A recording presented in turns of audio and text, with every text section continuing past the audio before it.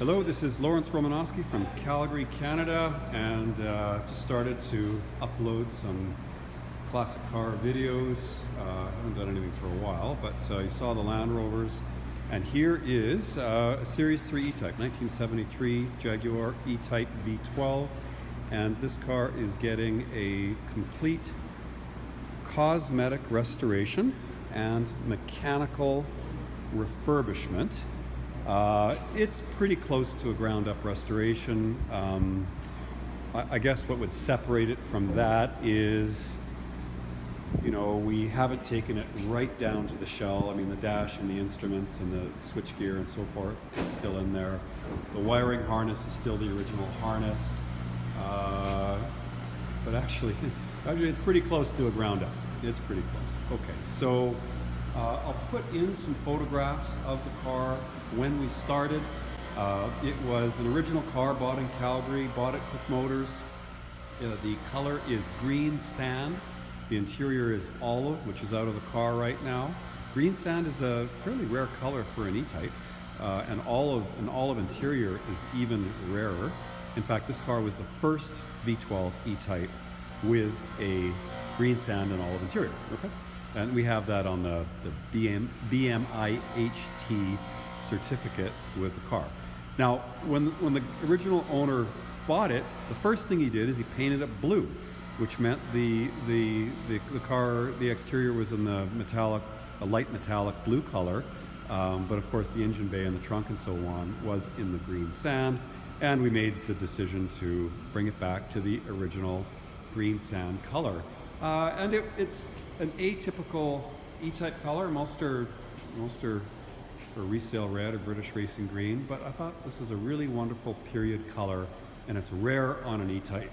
And I thought it was important to keep the original color for the car, and I'm glad we decided to do that. So we found the car in an underground parkade covered with at least a few millimeters of dust. It hadn't run in 12 years, but it was fundamentally a sound car. Some localized rust, some minor dents and scrapes in it, a worn interior, a worn top, but fundamentally original and sound car. And we can show you some photographs of that. When we looked at the bodywork, there was a dent in the side of the bonnet, which we've addressed. I can show you that. Also, we found some localized rust. The recess for the fuel tank wasn't very pretty. There's a drain tube in there that had plugged up and filled with water, and this was fairly corroded in there. That needed to be repaired. Also, water had somehow managed to accumulate above the lower sill and in between the fender and the sill and the inner and outer skin, and it had started to rust in this area here. So a new section had to be cut out and let in. The rear quarter also had a drain tube in it, and that was plugged. Then it again pooled with rust. So there is new metal in this area of the car here. And the outer portion of the fender lip also had some corrosion.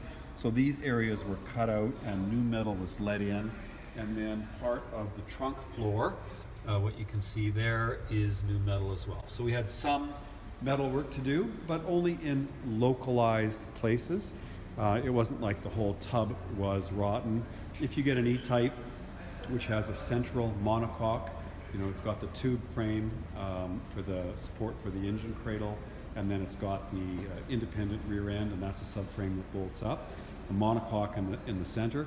If the monocoque is rusty and you start having to get into the inner and outer sills on the floorboards and stuff, it becomes a very intrusive, long, and expensive process. So thankfully, this was a good shell to start with, and we just had to do localized rust. So we did that. We stripped the interior out. We took the fuel tank out, which was boiled and recoated with products from Eastwood. We took the engine and gearbox out of the car, obviously. We took the bonnet into pieces, the windscreen out. We left the dash in place.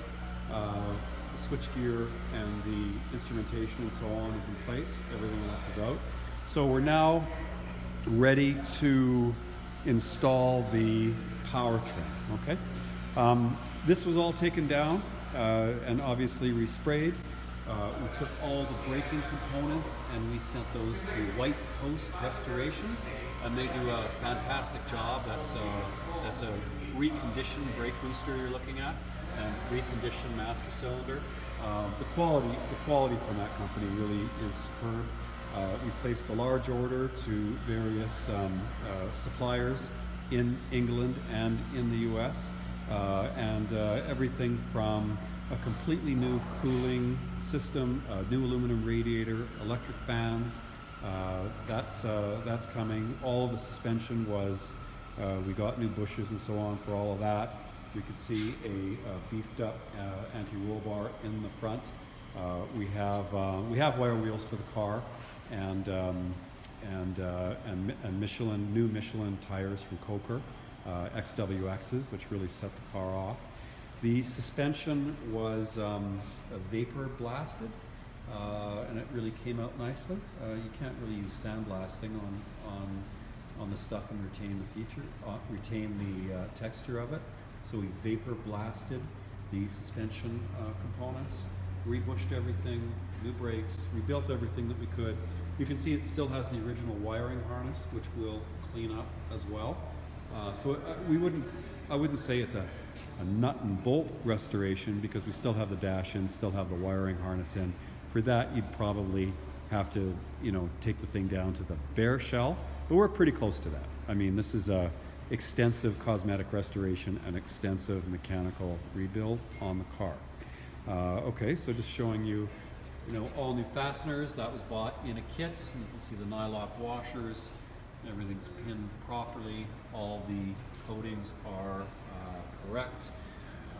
Again, everything was cleaned up, and where we needed to bead blast and paint and powder coat, we did so. Okay, and